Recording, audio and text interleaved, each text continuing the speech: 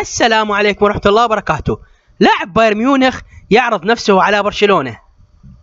عرض خورخي مينيديز وكيل أعمال البرتغالي ريناتو سانشيز لاعب بايرن ميونخ الألماني موكله على برشلونة الإسباني الذي يبحث عن تعزيز خط الوسط. وعانى سانشيز في موسم المنصرم مع بايرن ميونخ الذي لم يشارك سوى في 17 مباراة فقط، رغم أنه انضم للفريق بعد حصوله على جائزة الفتى الذهبي وأفضل لاعب شاب في يورو 2016.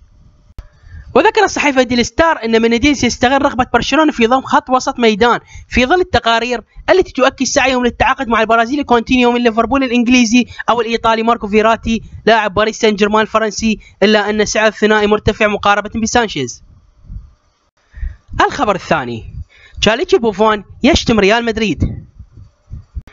أمس تمت مقابلة صحفية مع بوفون وسألوه عن موسمه الذي مضى وأيضا أسئلة شخصية ومهنية، وخرج لفظ من بوفون صادم وغير متوقع.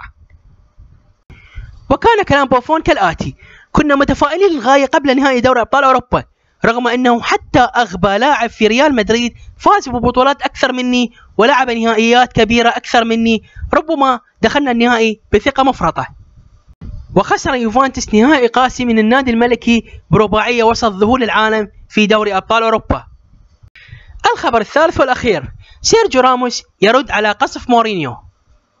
ذكر مورينيو سابقا في تصريحات لصحيفة ماركا الإسبانية قائلا: أحب دائما تولي الأندية الكبيرة التي تواجه معاناة لأتمكن من إعادتها للواجهة من جديد.